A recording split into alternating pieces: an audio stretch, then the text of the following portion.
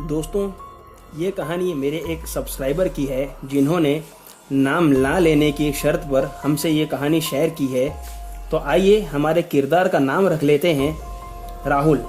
दोस्तों, अब ये कहानी हम राहुल की ही ज़ुबानी सुनते हैं। दोस्तों, ये बात करीबन 28 साल पहले की है, जब मैं 12वीं कक्षा में साइंस स्ट्रीम में पढ़ता था।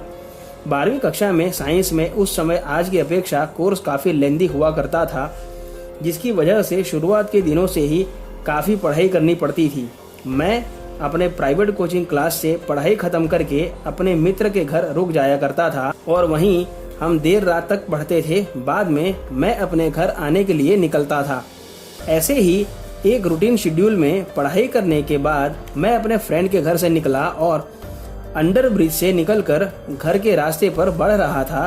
तब मैंने एक लड़की को, जो शायद ज़्यादा उम्र की नहीं थी, 17-18 साल की ही होगी, दौड़ते दौड़ते पूरा अंडर ब्रिज क्रॉस करके चली गई। मुझे बड़ा आश्चर्य हुआ कि इतनी रात गए अकेली लड़की इस तरह से इतनी तेज कैसे दौड़ी। फिर ज़्यादा ना सोचते हुए मैं अपना स्कूटर चलाकर घर पहुंचा।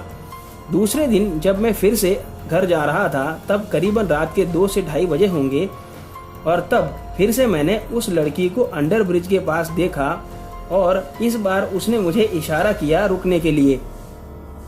मैंने अपना स्कूटर रोका तो उसने मुझसे कहा कि मुझे अंडर ब्रिज क्रॉस करा दो। मैंने कहा कि सिर्फ अंडर ब्रिज क्रॉस करना है ना? तब उसने कहा कि हाँ, बस ब्रिज से थोड़ा आगे मुझे उतार देना। तब मैंने उसे स्कूटर पर बिठाया और स्कूटर चलाया। ब्रिज के बीचों बीच पहुंचते ही ऐसा लगा जैसे किसी हाथी को बिठाया हो मैंने। स्कूटर जैसे चलना ही बिल्कुल बंद हो गया हो। मैं तुरंत स्कूटर से नीचे उतरा तो मैंने देखा कि वह लड़की अब एक भयानक शक्ल वाली चुड़ैल के रूप में परिवर्तित हो चुकी थी, जिसका मैं शिकार होने वाला था। मैं वहां से चिल्लाते हुए भागा और वह सिर्फ हंस रही थी। कुछ ही दूरी पर एक पुलिस चौकी थी और मैं सीधा वहीं पर चला गया दौड़ते दौड़ते, और वह मेरे स्कूटर के साथ वहां आ रही थी पीछे पीछे। जब मैं चिल्लाते हुए पुलिस चौकी में घुसा, तब वहां 3 पुलिस वाले थे जो तुरंत मेरे साथ बाहर चले आए और उन्होंने भी उसे मेरे स्कूटर पर देखा, लेकिन वह उनके सामने ही मेरे स्कूटर से गायब हो गई। पुलिस को पता ही नहीं चला कि ये क्या था और उन्होंने भूत की थियरी मानने से इनकार कर दिया और कहा कि बेटा, तुमको कोई डरा रहा होगा। जब मैंने उनसे कहा कि तो फिर सर वो गायब कैसे हो गई, और स्कूटर तो मैं ब्रिज के बीच में छोड़ के आया था, तो फिर यहाँ कैसे आ गया? जिसका उन्होंने मुझे कोई जवाब नहीं दिया और बस इतना कहा कि रात को पढ़ने की बजाय सो जाया करो ताकि अच्छे से पढ़ाई कर सको।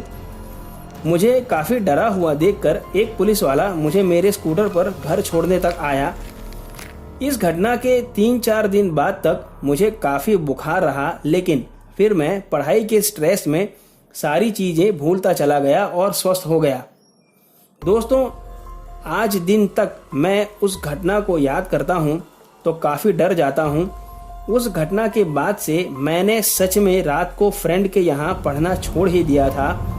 बस जीवन में एक नियम बना लिया था मैंने कि कभी भी रात को अनजान आदमी या औरत को लिफ्ट नहीं दूंगा, और वो भी तब जब मैं और वो अकेले हों। तो दोस्तों, कैसी लगी आपको आज की कहानी? मुझे कमेंट बॉक्स में ज़रूर बताइएगा, और अगर आपको कहानी अच्छी लगी हो तो वीडियो को लाइक और चैनल को सब्सक्राइब जरूर कर देना।